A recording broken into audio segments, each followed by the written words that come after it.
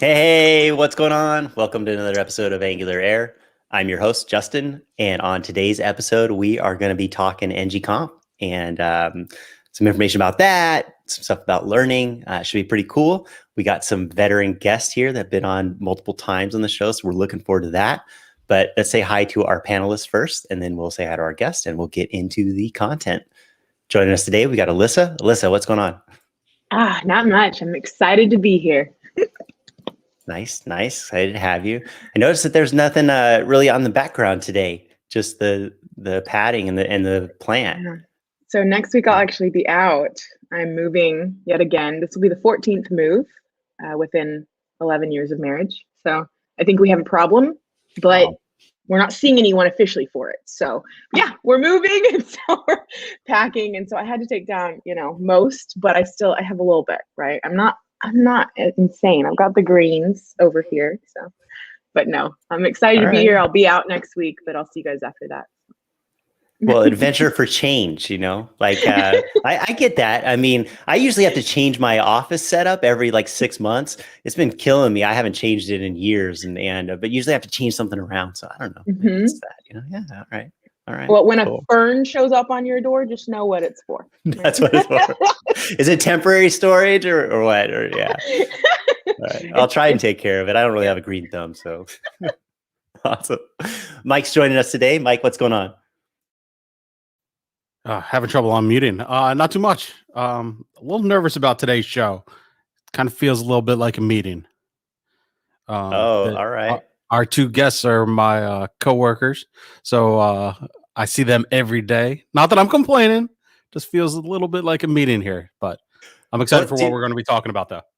Should we switch this over to Zoom and then you can take the floor and control of it? Is that what we should do or what? Zoom, Hangouts, or whatever. StreamYard feels odd, but we're good. I can ask, can you see my screen 15 times? Can you see my screen? Can you see my screen? No. All right. Maybe it won't be like an official meeting sort of thing. It'll be fun. Yeah, it's always be cool. Our guests today, Joe and Aaron, are joining us again. How's it going, fellas? Awesome. Good to be here. Yep. Awesome. Do you want to each of you fill us in on what you've been up to lately? Go ahead, Aaron. I sewed this backdrop. I've got good at cross stitching. This is a cross stitch. This is what pandemic did for me. Just working the same as you guys, being a dad. I have enough kids for this entire panel, just to be clear. So just busy being a dad and trying to get my job done and stuff. So yeah. Nice. I've been spending the last 6 months getting Aaron coffee. So, by the way, I'm gonna need a coffee, Joe. How does that work? Is that virtual coffee or you're running it to him? Joe and I don't like coffee. That's how you know it's a lie. We don't even like coffee. I was gonna say, you mean a swig? Yeah, exactly. Making up stuff now, Joe. Exactly. Yeah, 6 months ago I joined Hero Devs, so working for Frost, working for the man now. Nice. Did you have contribution to that stitch job there in the background, or? I got the coffee. So. Okay, got the coffee. He doesn't drink coffee. You covered that. Yeah, but I get it. Oh wait. Can we introduce Hero Devs for any new people in the stream? HD. The HD. Yeah, Hero Devs is a Angular consulting shop. It's a general web consulting. We mostly do Angular though. So we do some .NET, some Node backend as well. But yeah, we're just a someone comes to you with their Ember app. You show them the door. We're probably the best at upgrading apps. I don't think there's a better team out there to upgrade from one framework to another. So if someone came at us with an Ember, I'd be like, yeah, let's get you on another framework, bro. And so we'd hook them up. So cool. I feel bad though, because I do like Tom Dale in Yehuda, but yeah, that would be my recommendation. Everybody loves the Tomster. Nice. All right, so we're talking ng-conf today, right? The conference? We did a research. Last year we were only certain that we were the biggest Angular conference in the solar system. But yeah, we spent the last year doing a little more research. It's the galaxy. We're the biggest Angular conference in the galaxy. All right. Yep. How did that research go down? Did you like Mars rover? Like what did you have to do? We to analyzed get photos. confirmation? It was the recent sound recordings. I don't know if you've seen they're doing sound recordings now from the Mars. Is it the rover or one of the other things? But what does it sound like, Joe? It's inhumanly beautiful. Yeah. But it was the sound recordings that finally let us concretely say, yep, it is the galaxy. It's not just the solar system, it is the galaxy. Honestly, if you can read the AngularJS digest cycle source, if you can understand the digest cycle, that function source code, discovering if you're the biggest conference in the galaxy is actually trivial by comparison. So yeah. So nice. Oh my gosh. So the galaxy has confirmed it. I'm so excited for this year's, but I do have a question just right out the gate. I'm gonna put you on the spot because my team was asking me, and I was like, "Oh, that's a good question. Is there a theme this year? Are we themeless? What's happening?" There's a theme. There is. Yeah. Oh, okay. Have you been to the website? Alyssa, Yes. Have you been to the website? But maybe I haven't. Is it still theater? Are we theater themed? Yeah, theater. Okay. Yeah, musical. ng-conf the musical. ng-conf the musical. Yeah. We're nautically themed. Yep. So there will be some things that make it musical-ish. Some of the talks last year, we tried to do the musical, but then we pivoted at last minute. We certainly thought that this year was going to be in person, to be totally transparent. Last year, we were like, by July, right? Everyone was thinking by July would be good. Anyway, as it turns out, we were wrong. And so we're going to do musical this year. So Joe's organizing a talent show. That's right. Talk to us about the talent show, Joe. Yeah, so we're gonna have a talent show.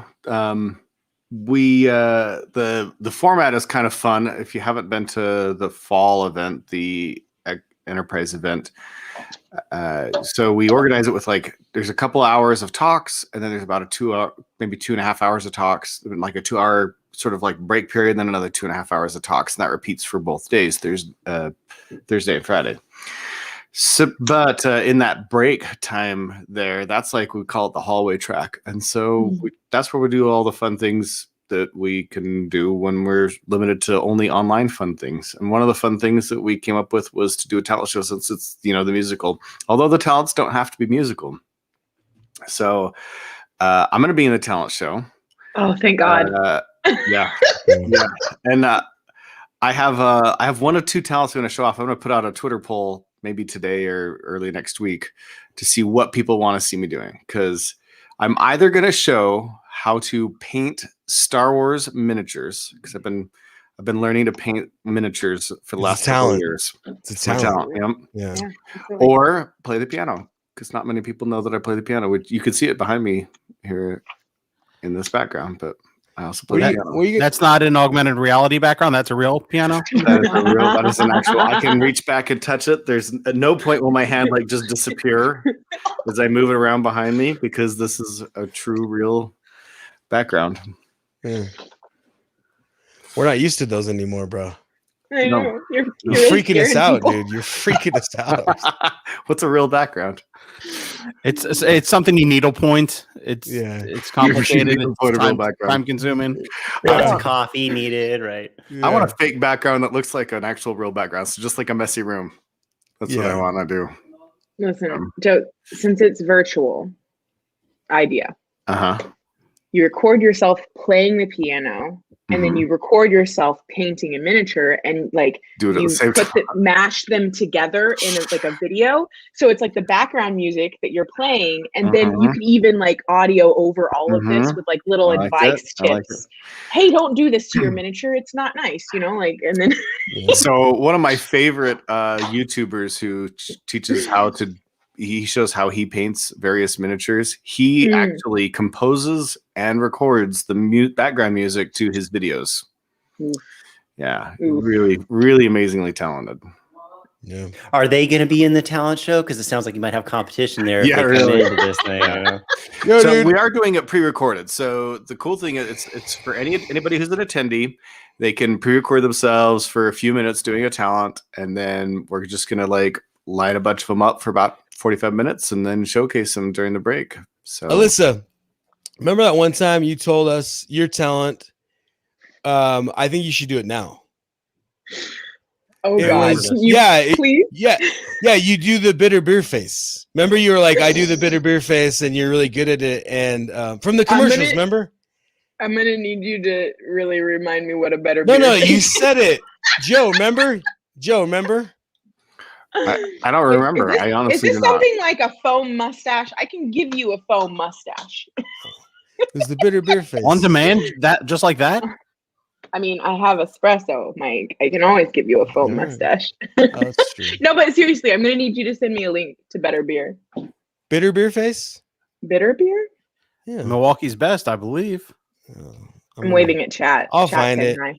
I feel Yeah, like, you need to I send feel like it. me and you ran into a generational thing that only I get. I feel like I lost you.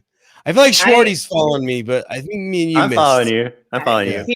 I think that's giving the assumption I was ever with you. I've always been lost, but at certain We points, we're together sometimes. I think I skipped you though. I'm sorry. I was That- like, oh no, what secret talent does he know of? Dude, over the years, you know how many people I've got guilted or like peer pressured into just doing a bitter beer face on the fly.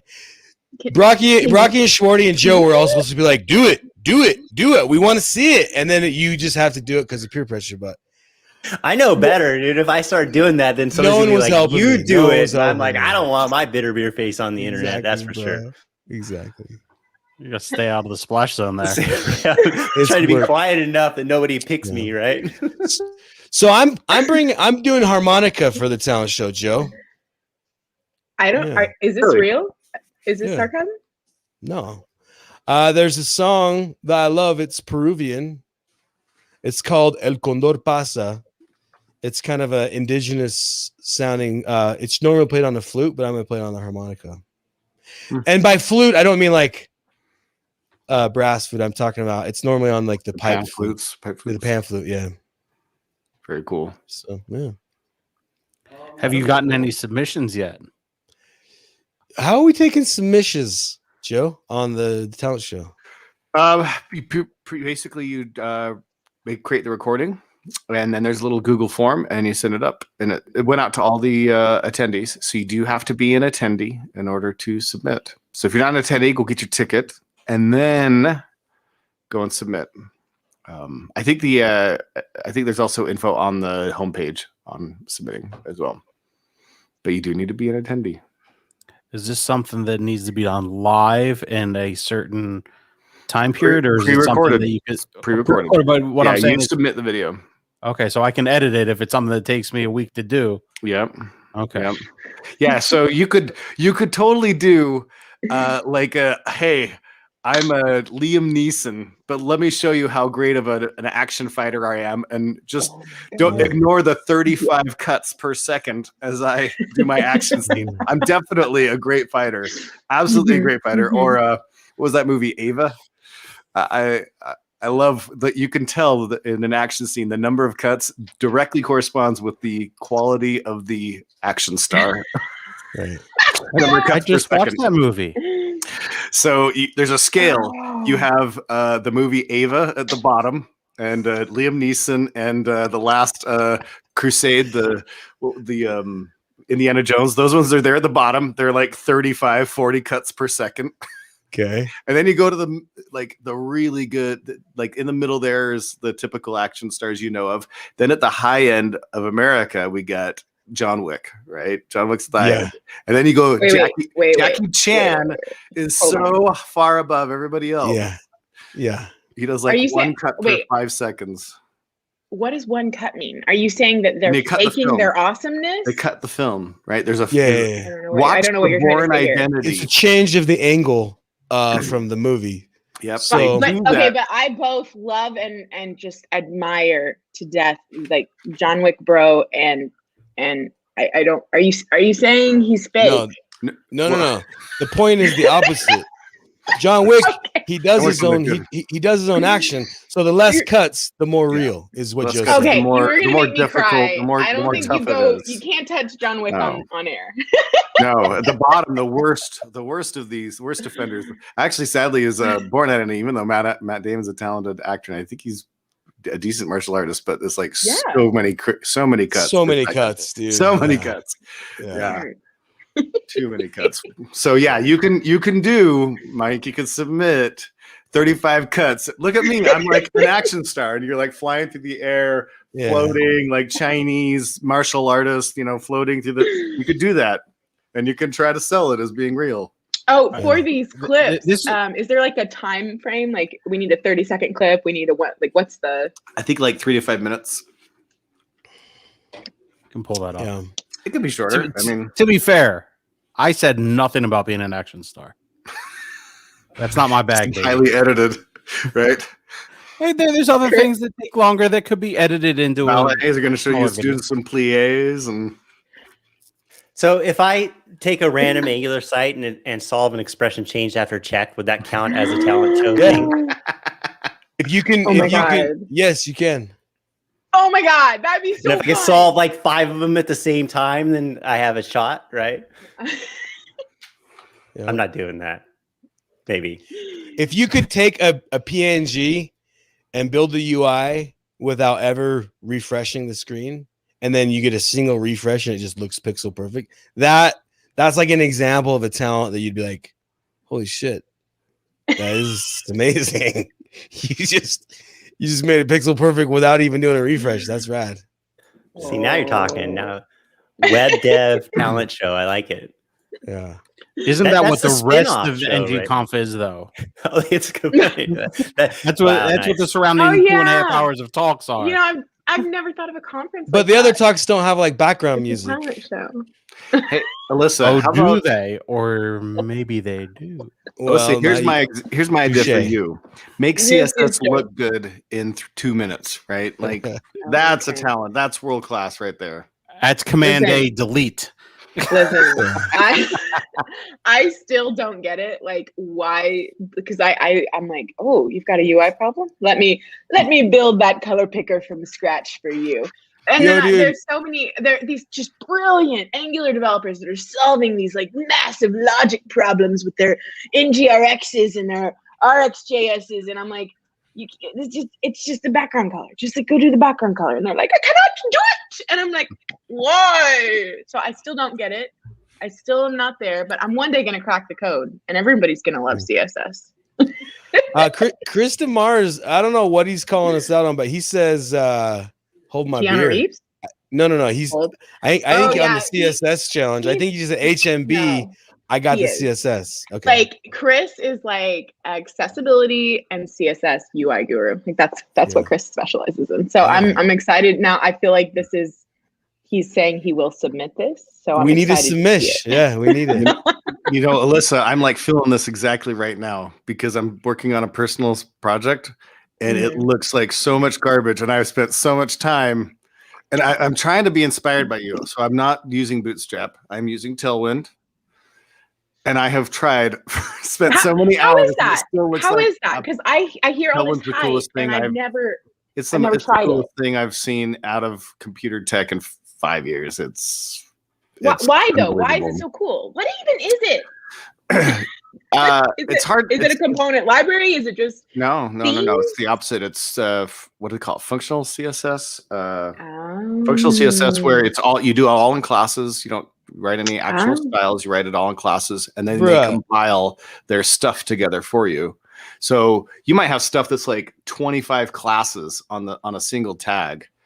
Stuff together, but they have it all, and they actually have a compiler involved, and then you can go into the compiler and you can actually pre-specify certain things, choose your color. It's amazing. It's Bill said utility CSS. Utility CSS. There we go. Utility first, I think they call it. What Frosty? We cut you off.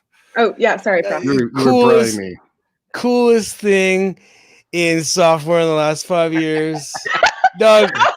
Coolest thing in software in the last 5 years. That's a bold statement. Have you never built a foghorn, bruh? Or like, Have you never seen like Facey McFace parser or something like that? my You don't know? God. Like You're killing The me. coolest thing in tech in the last 5 years that I've learned in the last 2 weeks. Okay, there we Okay, go. qualify There it. we go. certainly a Um, true statement. I think we're have to cracking the know, code though. right here of that secret of how do you get developers over there into CSS, and it's can you provide that logical thinking, right? Yeah. I think that's the key. Like if they can bring your logic to how you do CSS, then that's how you bridge the gap and get So- developers excited about it. I'm trying to do some production work to learn some things that I haven't like dealt with in production. So Okay. Tailwind was one of those things, and X also one of those things. And as much as I love Tailwind, I equally am not in love with NX. Gonna have to put that out there right now. Equally not in love with NX. It has been Shots a fired. difficult. It's been rough. It's been rough. Everything in Angular that you want to add to Angular is a schematic, and schematics, unless NX grabbed them and did them, then trying to get them to work in NX is like a whole rigmarole. Like I've spent 5-6 hours. I probably spent 8 hours getting Tailwind into my NX project. That was really tough. That was really Seems tough. like a reasonable ask. 8 hours. 8 hours to incorporate a Yeah. CSS. I mean, it's granted there's some weird stuff they like are built on this post CSS thing, and so there's a lot going on. It was in a plain Angular project. The schematics do it all for you, but because NX is the schematics are different, everything's in a different location. The schematics by default don't run. You have to.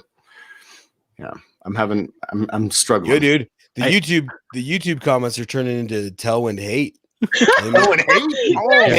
Maybe we just move on, bro. There's a healthy mix, as with any good hot topic. I'm seeing both hate and love, but I have a question for you guys. Hold on real quick. regarding- Oh yeah. Because I have one last comment on Joe's piece. Is that I'm really happy that you took this on a personal project and not a professional project. Because I envision you standing and stand up and like, all right, Joe, what did you do yesterday? I'd be like, well, I installed a dependency. I installed a single dependency. It took me all day. And now it's installed. We build the client $4,000 to add Tailwind to the project. But we have Tailwind now. So Seems legit. Check. Bill Odom. Did you see Odom? what do you Odom? think? Dang, you killed him, bro. Bill Odom, not a fan of Tailwind. Technically very impressive, but I strongly disagree with the philosophy behind it. The philosophy. You know, though, if he had said that in real life, it would have been like the most loving way to say that, because that's just how Bill talks. You would have like got more Seriously? fuzzies. You know, my sister Madison, she's in college right now for graphic design. I brought her with me to an Angular conference in London. She met all my Angular friends, most of them, whoever could make it. And she comes away, we're in the hotel room, she's helping me take care of the baby, and she's like, man, I really like that Bill guy. And I'm like, Bill Odom? And she's like, yeah, he's probably one of your coolest friends. And I was like, there you go. You go. Like, he's so welcoming. So you're right. Anything you read from him, you have to imagine it with this very kind overtone. Yeah. But I do have an ng-conf question, and it's around, you know, Frosty kind of touched on it earlier, because I mean, I was hoping to be in person. Can you guys tell us a little bit about the challenges that come with organizing the biggest Angular conference and then it being virtual 2 years in a row, and how that's in the going? Galaxy? In the Galaxy. Do you want us to talk about the legal challenges or the logistical challenges? Are there legal? The legal's the way hardest. The logistical is like, I don't understand why there are legal challenges. Who is this legal? $1 million contract with a hotel. Oh, But suddenly we have to say, nobody's gonna show up. 60 speakers who we had bought plane tickets for, and now I have to figure out how to fly 60 more speakers eventually. Right. 900 people who had bought tickets that I already spent the money, so I have to figure out how to depend on their goodwill to say, hey, I'm going to let you bump my ticket to 2021. And then when we bumped it from 2021, I'm like, hey, dog, I need you to be chill. I'm going to bump it to 2022 now. Please don't murder me. Like, it's literally the legal problems, and just the community's been really cool. There's always an outlier or two, but the community's been super cool so far, to be honest. Yeah. But yeah, like $100,000 sitting. So the legal and financial together, $100,000 sitting in the bank of the AV company that we hope is still alive. Yeah. And we go back to in person so that we can actually use the credit that we have with them. Because it wasn't like they were saying, hey, guess what? We'll just give you back the money. It wasn't like we spent it on people and time and, hardware. Yeah. So yeah, exactly. A lot of challenges on that side of things. Legal, so here's a fun story. We go to the hotel. It's fun, dude. It's as fun as he made it sound. He set you up appropriately by calling it fun. Yeah. We go to the hotel, and we have a nearly $1 million contract. Not physically. We approached them for a conversation. Yeah, by phone, socially distant. Actually, this conversation happened right before things really started to lock down. So I was actually at a board gaming convention when this happened. Yeah. Surrounded by thousands of other people. If you took pictures of me doing that, it would be like if you got me in a picture with a MAGA hat. It would be the same disaster to my career. But with board games. Yeah. But with board, yeah. Look how close he is to those other people, and there's so many in the room. That's it. Yeah. Anyway, I have to have phone calls with the hotel and tell them, look, it's not happening. This pandemic's going to lock things down. People aren't flying. We're getting canceled. Speakers are backing out. Yeah, nearly our speakers backed out. We got sponsors backing out, and they're like, sorry, until. And so we go back and forth, and finally the hotel and us, we reached this agreement, and we had this force majeure clause, and they release things. And then we go through this 4-week planning phase, and things are, we kind of start, more information starts coming out. And I don't know exactly, it was 4 or 8 weeks later, we're like, okay, but in the planning space, you are planning usually a minimum of 12 months. And you're talking about big hotels. So we usually have contracts in place 2 to 3 years in advance. Yeah. Wow, really? Yeah. Oh, that's so cool. I didn't know that. So this is, March 2020. The 2021 contract was nearly ready to go, but hadn't been signed. So we make our adjustments and we sign our 2021 contract. And literally, we wanted to announce the date of the 2021 at last year's event. So we just hurried and said, hey, we'll commit to that date. It's Defo's going to be in person because the pandemic's over by the end of May. So just, so yeah, we hurry and sign it, to Joe's point. And then within 2 weeks, it's obvious that the pandemic is not going to be over by June. Yeah. Right. It's now it's obvious. This is. Do you guys remember that part of the pandemic when it was yeah, by the end of the summer, though, we'll be good. Remember that part when we still thought that? Yeah, just 2 weeks. It'll be just 2 weeks of lockdown. We'll be good. No, but I remember that part thinking, we should be good by May or whatever. And then literally 2 weeks after that, I was like, hey, Joe, I don't think we should sign the hotel contract because I'm pretty sure this is going to be bad. Yeah. And Joe's like, man, I wish you had told me that 24 hours ago because I signed the document 24 hours ago. I'm like, So, yeah. So fortunately, we ended up getting a force majeure out of that contract again, but that took 7 months of just we don't, we had to wait. Yeah. The hotels, right? Not their legal department, their management isn't going to just let you skate on a contract. Because here's a metaphor for what you're doing. When you say I'm exercising force majeure, and the person that you're exercising on goes, we're not going to let you do that. You're talking about a financial dogfight.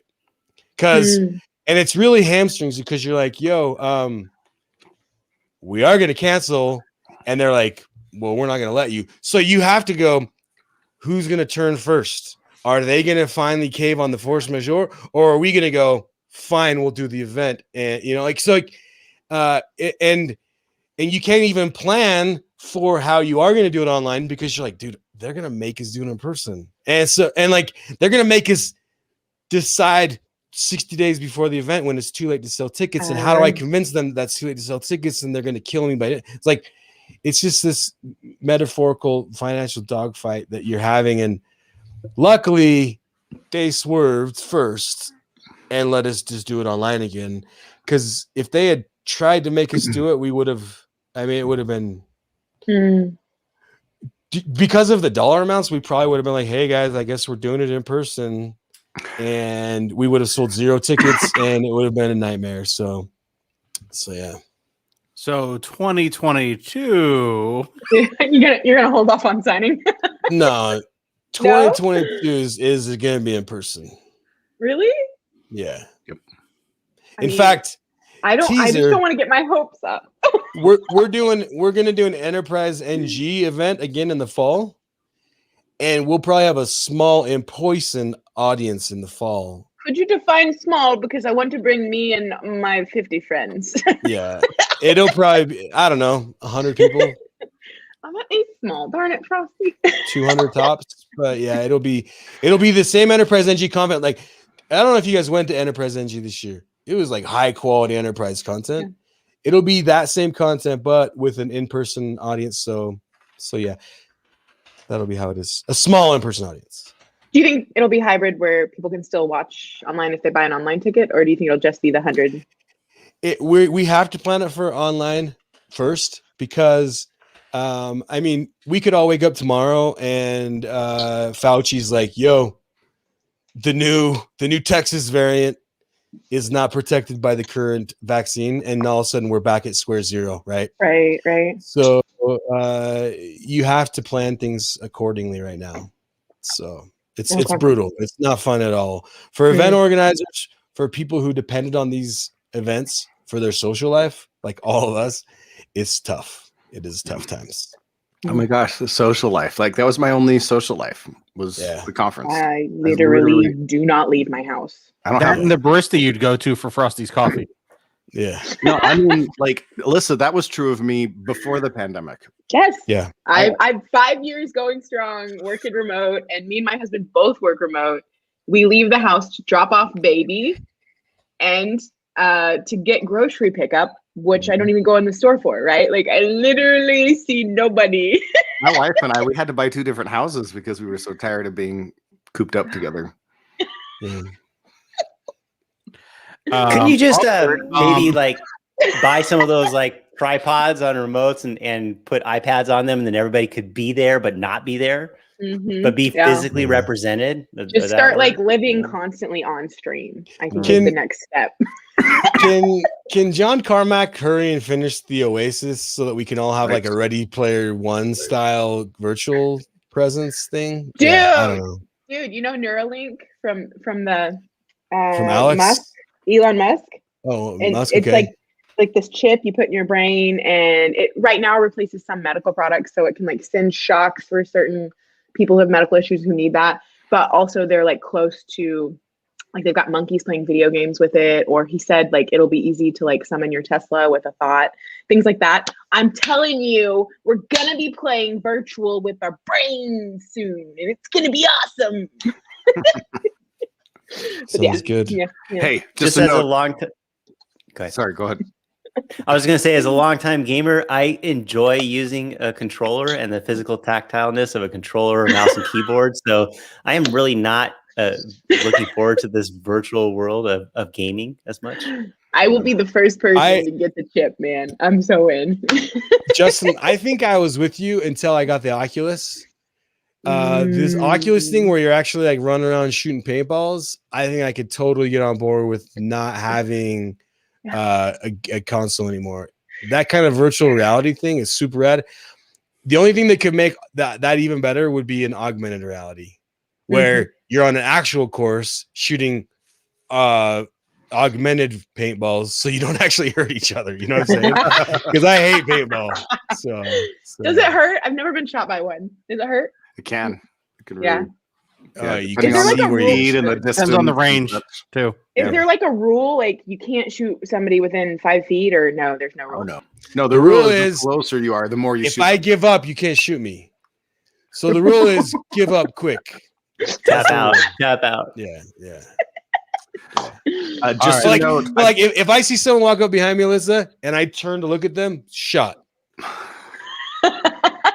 So you have to just give up immediately. You can't even turn around without giving up. You have to give up. Well, first. like you're saying, if you give up, they're not going to shoot you. They won't shoot you. You just go sit in the sidelines because you gave up. Yep. Hey, quick note. I Gun put above up the my head. tweet about the poll. What people want me to do at the Oh, sick, talent yes. show.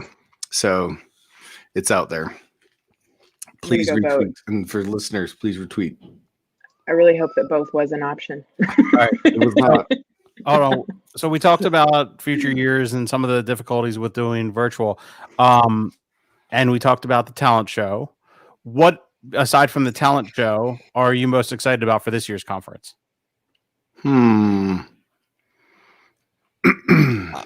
So every year I buy some new outfits.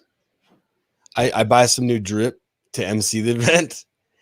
I purchased a crushed velvet shirt to MC in this year.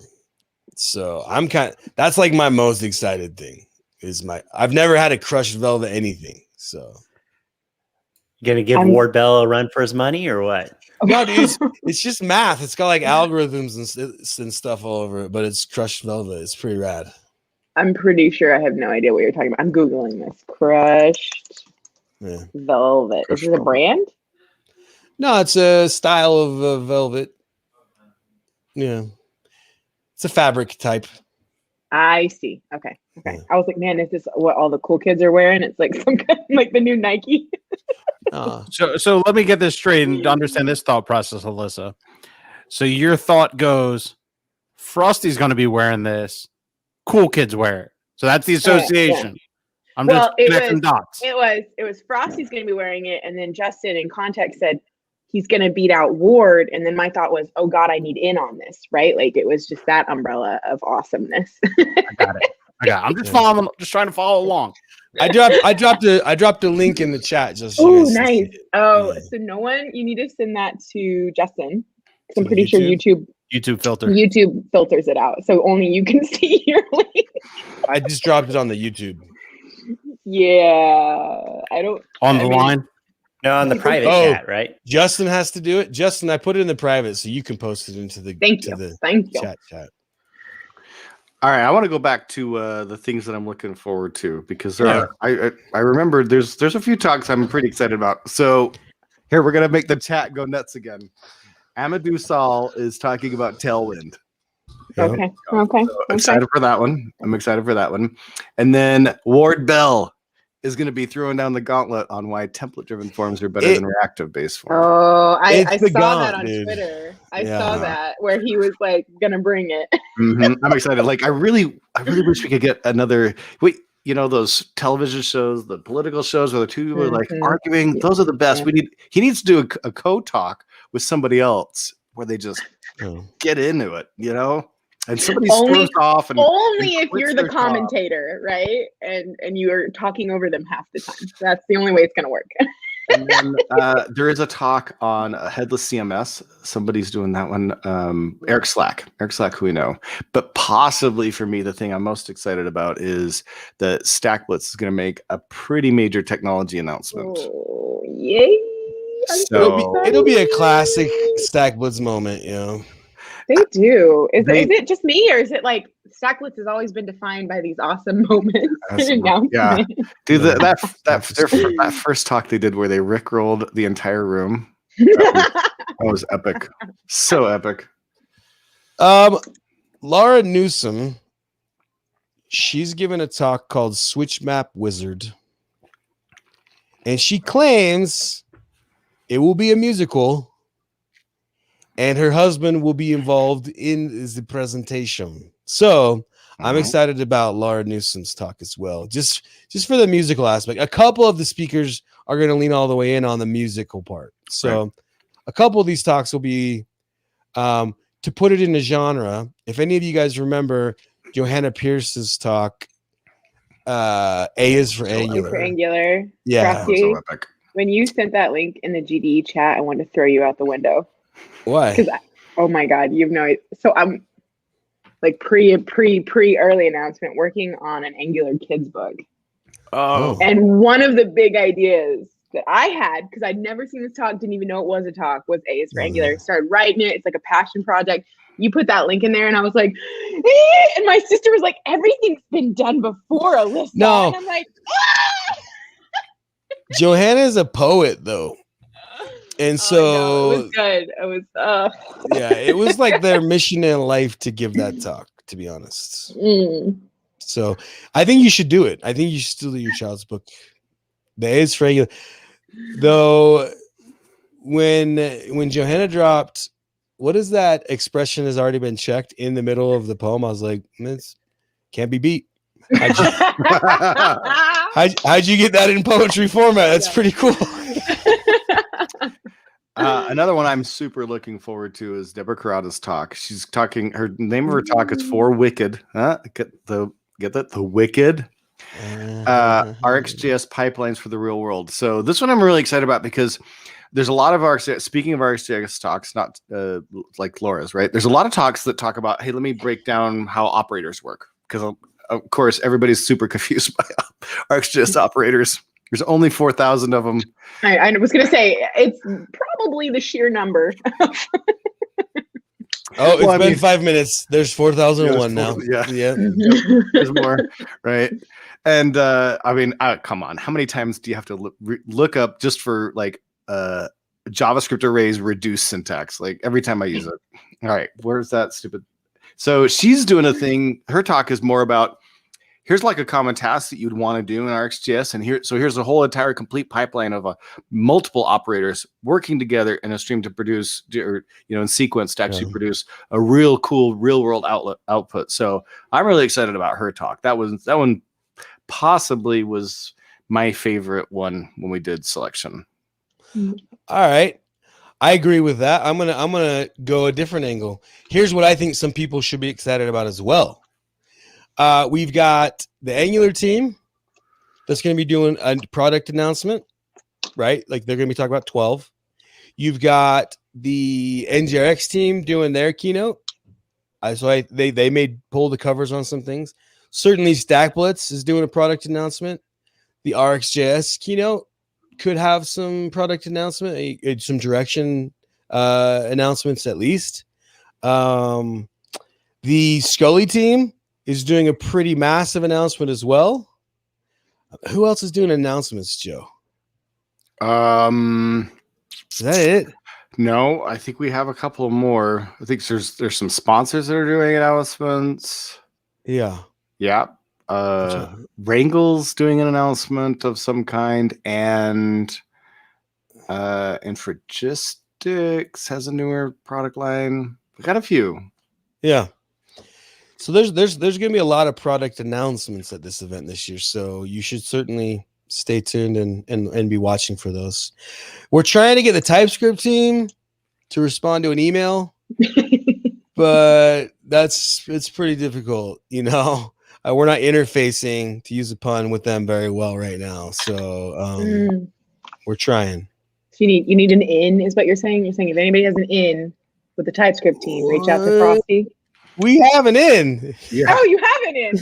There's just no replies coming, so we'll see. The TypeScript team may or may not make an appearance with announcements or not. Okay, I gotcha. We'll see. Do you need to send them a DTS file or what? Maybe they're not understanding your typing. Dude, I might send it back over as a DTS because they're not even giving me a partial, bruh. Like it's just nothing. So, hey, did we even talk about the deets of the conf, like what day it is and stuff like that? Yeah, we need to talk about the dates and the format and all that goodness. Yeah, we should talk about it. Let me look it up. Hey, is it the 23rd? Hang on, I have this 23rd and 22nd. 22nd, 23rd of April. What? Of April. Of every month? No. Every month. Nice, I like it. A month, it will be there. Bro, it was the 22nd and 23rd of March. You didn't go, dude? Come on. Yeah, I missed it. No, he's totally right. It's totally the 22nd and 23rd. That is what it 23rd. Is. He's got it. Can you scroll down on your calendar so we can see the month? Yes, of April. Sorry. April.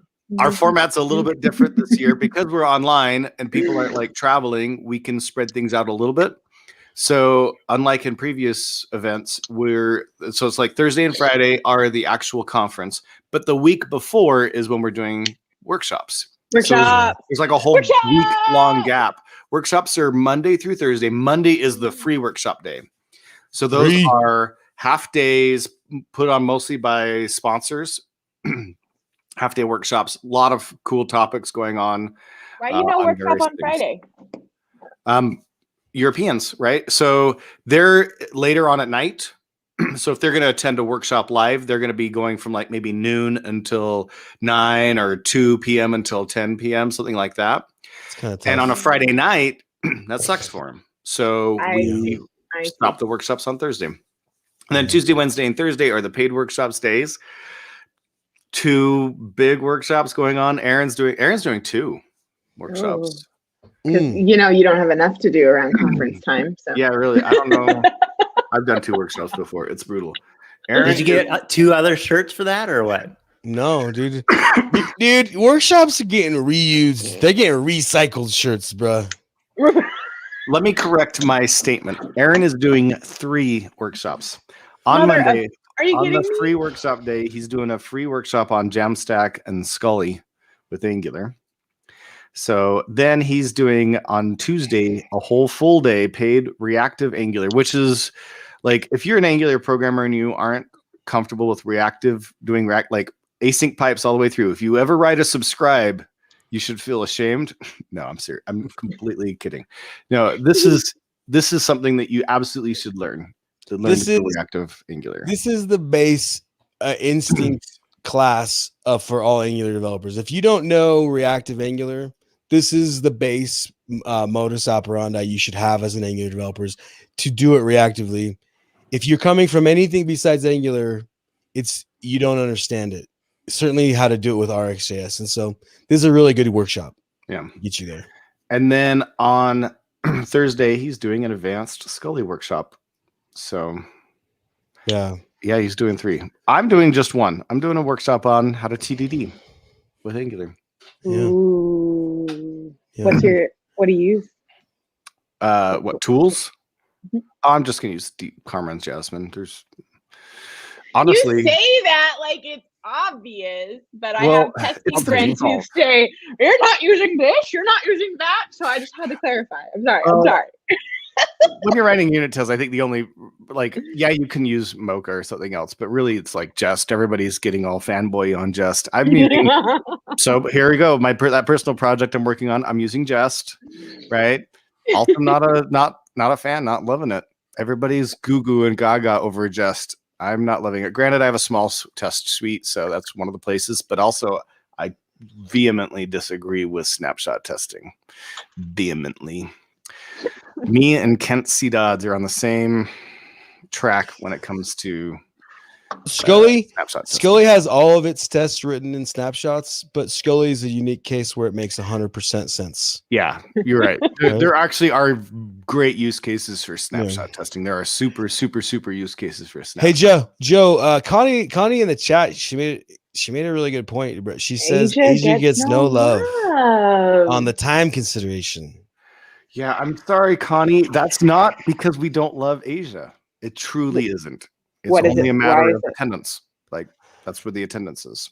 Yeah. Also, it would kind of also be impossible for us because Europe's only like 4 or 5 hours off, but Asia's anywhere between 7 and 12 hours off. So for us to actually like do something live on Asia time would be pretty brutal logistically. Yeah. On a large scale, yes, but also thank you, Connie, for adjusting your schedule to be online with us now. Yeah, seriously. So is there an expansion opportunity for 2 ng-confs to be on each side of the globe? I don't think that we haven't had many conversations about. Oh my God, Joe! Yeah. ng-conf Asia. ng-conf After Dark. We've talked about it. The logistics is pretty brutal. If someone approached us and said, hey, we're just going to do talks. As soon as your conference ends, we're going to do talks starting right then. We would collaborate. there's no doubt in my mind that we wouldn't hand the torch at the end of ours and say, hey, for everyone who wants to go to, NGA pack or, whatever we want to call it. Here, go to this link and start the conference. So yeah, we would certainly integrate.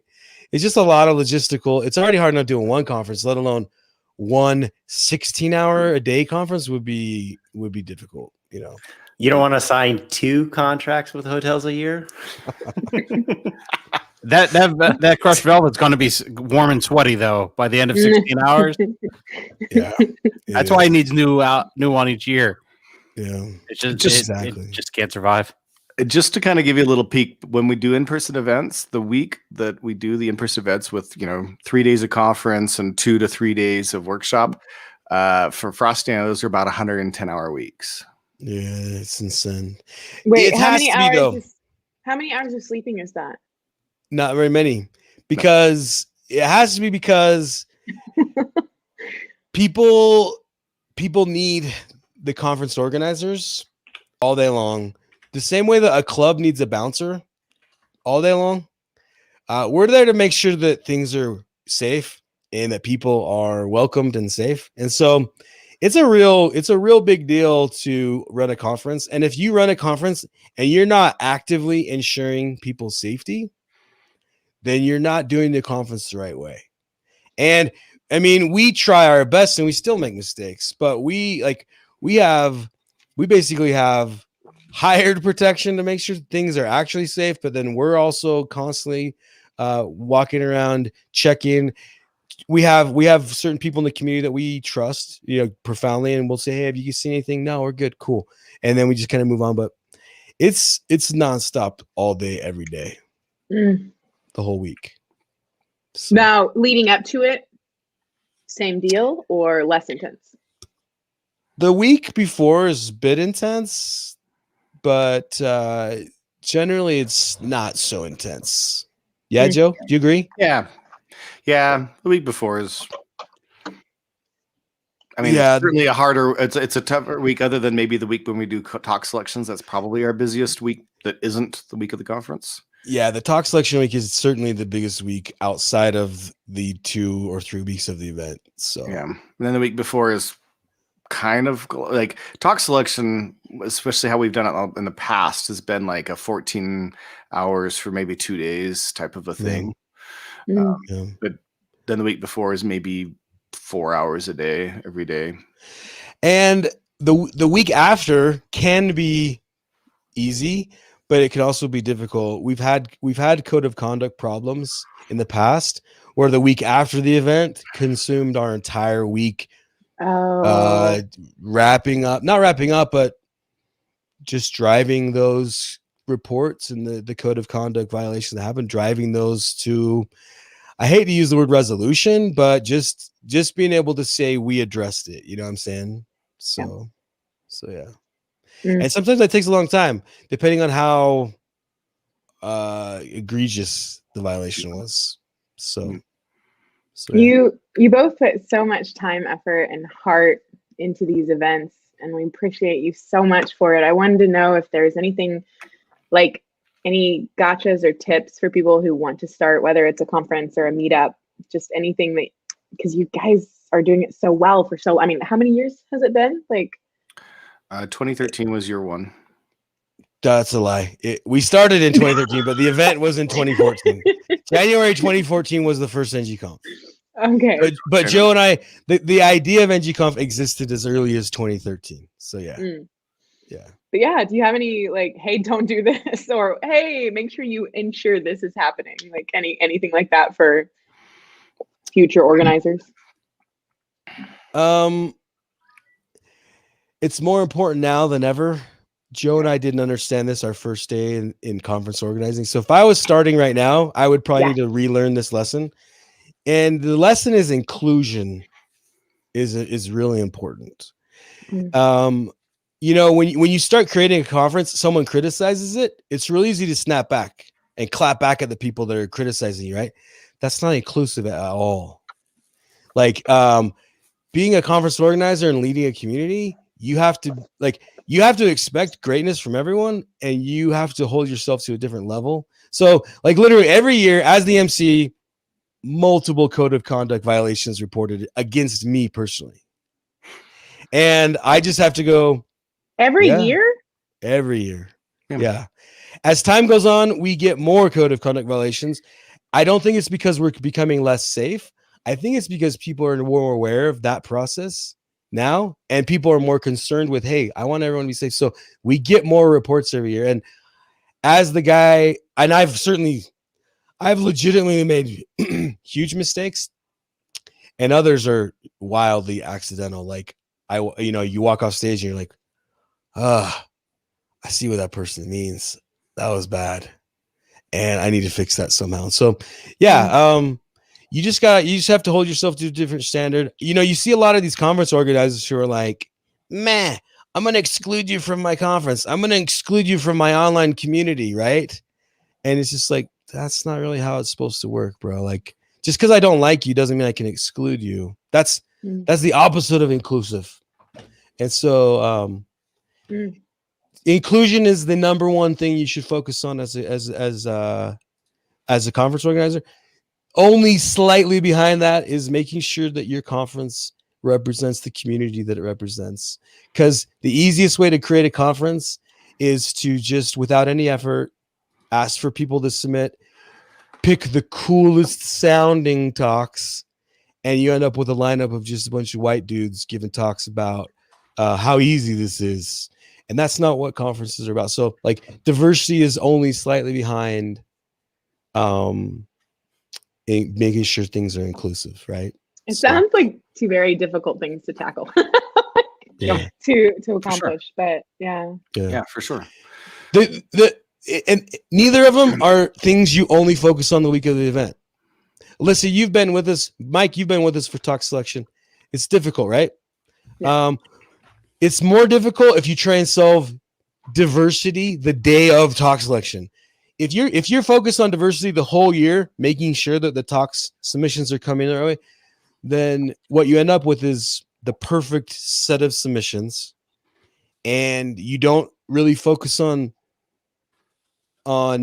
hey, did we pick the right talks? Because at that point you just pick all the best talks you want, and it is inclusive because you got the community, the right parts of the community to submit talks, not just 99% are the non-diverse part of the community, and then you have to like force diversity, synthesize it, if you will, for lack of a better term.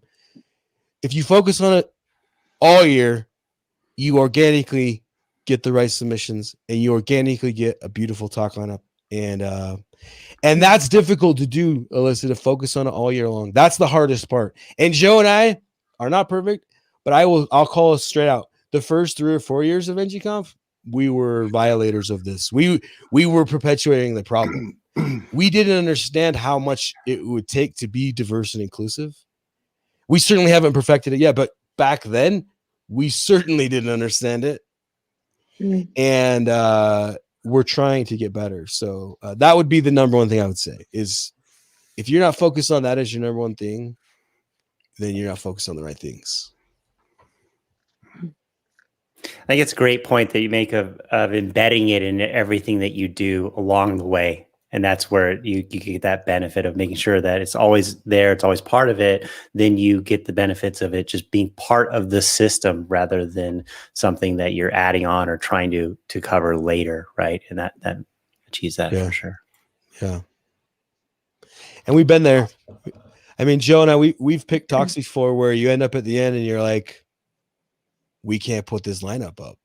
This lineup doesn't look like the community. Like, this is not what we want to put up. And then you have to go back and ensure that you have a diverse lineup. The last 2 years, because we focused on it the whole year. Yeah. It's a really organic thing now where the right talks coming in the top of the funnel and the right talks come out the bottom of the funnel. And this thing we used to do where we did like a one last review and maybe some massaging, that doesn't happen because we've reached the right messaging to the right people of submit talks. And again, we've reached it. Like we're done. Like mission accomplished. I'm not trying to mission accomplish this. We're still learning and adapting, but we've made steps in the right direction. If that's a thing that you could quantify, we've made steps in the right direction. So awesome to hear. So okay, so we're at the top of the hour. What where's the best spot for people to go to sign up, to ingest all that stuff? ng-conf.org. It's all right there. ng-conf.org. If you go to /workshops, you'll find the workshops. Then you can go to if you just go to the site, click on tickets, there's your tickets. If you work at a big organization, we'll sell you 20 tickets for the whole org for like crazy cheap. So if you just want to get your whole team there, now's a really good time to go have that conversation with your boss, because legit, your boss hasn't spent travel and training budget for 2 years now, dog. So you got plenty of like stuff to do. So get in there, do that, get your whole team to do like a team event around ng-conf. So yeah, definitely now's the time to have those conversations. Awesome. Well, hey, thanks so much for coming on, for sharing your time. As always, we're really appreciative of you guys giving back, coming on here. And of course, always looking forward to having you on in the future anytime you want to come on and talk about any topics. Thank you. Thanks, man. And good luck with the conference. We're looking forward to it. Thanks. And have a great one. Cool. All right. Take it easy, everyone. See you, everybody. Bye, everybody.